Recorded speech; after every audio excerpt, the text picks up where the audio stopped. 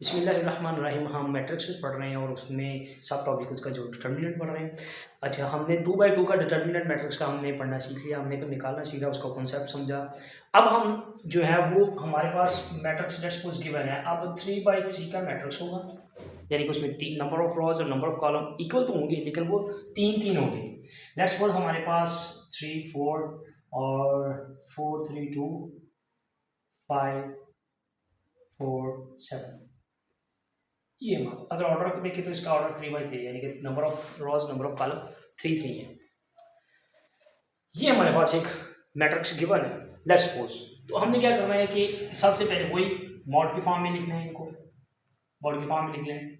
2 3 4 4 3 2 5 4 7।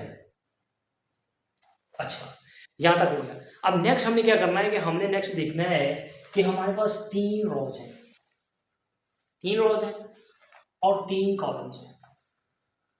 इनमें आप पहली रो को इस्तेमाल कर लें या पहले कॉलम को इस्तेमाल कर लें, ये आपकी अपनी मर्जी है। दोनों तरीके से, यानी कि आप इसको इस तरह भी और इस तरह भी इस्तेमाल कर सकते हैं।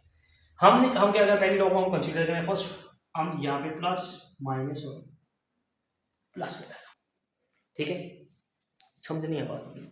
अब हमने क्या करना है, क्या है कि सबसे पहले हमने पहली रो और पहले कॉलम को फॉरगेट करना है, ठीक है। हमने यहाँ पे लिखा +2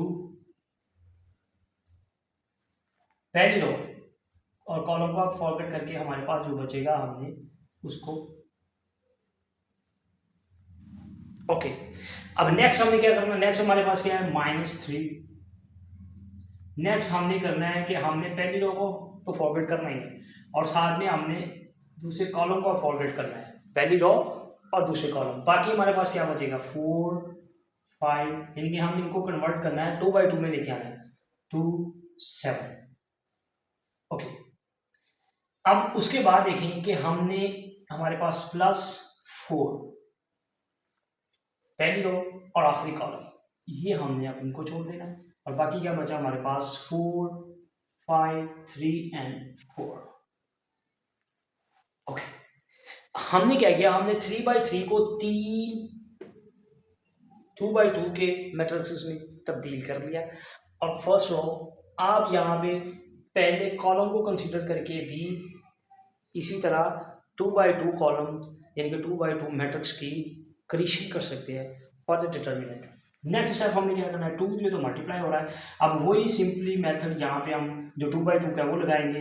3 × 7 -2 × 4 और -3 4 × 7 -5 × 2 और +4 4 × 4 -5 × 3।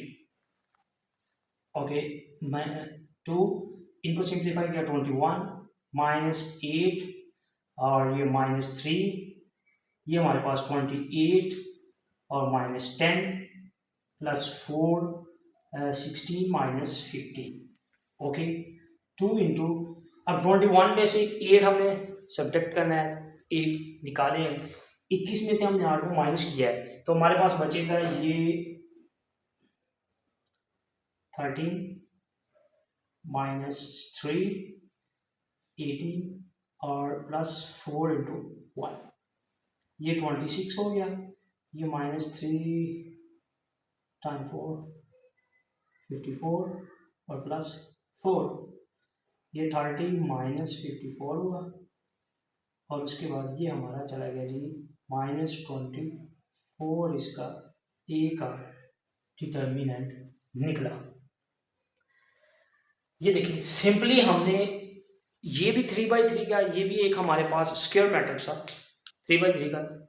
सबसे पहले हमने कंसीडर कर लेनी, कोई भी लेट सपोज कर लेनी है, चाहे आप इसकी वैल्यू ले लें कॉलम की, चाहे आप रॉ की वैल्यूज ले लें। हमने यहाँ पर रॉ की वैल्यूज ली प्लस माइनस प्लस। अच्छा, इसमें एक और भी है कि आप यहाँ पे माइनस प्लस माइनस क्या करना है कि सपोज ही करना है। हमने पहले कॉलम को प्लस का, दूसरे को माइनस का और तीसरे को प्लस का कंसिडर किया। आप इसमें ये कर सकते हैं, आप पहले को माइनस का कर लें, सेकंड को प्लस का और थर्ड वन को फिर माइनस का, आपकी भी मर्जी है, जिस तरह मर्जी कर लें। लेकिन जो आप फिर भी आपका ये सेम आएगा, चाहे आप रॉ की कंसिडरेशन कर लें चाहे कॉलम की कंसिडरेशन कर लें। उसके बाद हमने क्या करना है कि हमने रॉ पहली फर्स्ट रॉ को सिलेक्ट किया ना, तो उलट किया है, उसके में प्लस पहली वैल्यू प्लस किया तो +2। अब फर्स्ट ऑफ ऑल हमने forget our first row and forget our column, first column. बाकी जो बचेगा it's become the 2x2 matrix. After that second column, उसकी फर्स्ट वैल्यू यहाँ पर मल्टीप्लाई, और उसके बाद हमने सेकंड कॉलम और फर्स्ट रो और सेकंड कॉलम को फॉरगेट किया, तो जो 4 वैल्यूज हमारे पास बचेगी उससे एक एंड अदर हमारे 2x2 मैट्रिक्स क्रिएट हो गया। उसके बाद फिर नेक्स्ट 4 उसकी हमने सपोज की थी प्लस में, तो ये 2x2 का, और बाकी ये सिंपल मेथड हमने जो 2x2 का स्टडी किया है, जो पढ़ा है, उसी हिसाब से हमने इसको रिजॉल्व किया। तो ये हमारे पास a का डिटर्मिनेंट आ गया -4, यानी कि जो गिवन 3/3 का गिवन है उसका हमने ये डिटर्मिनेंट फाइंड आउट कर लिया।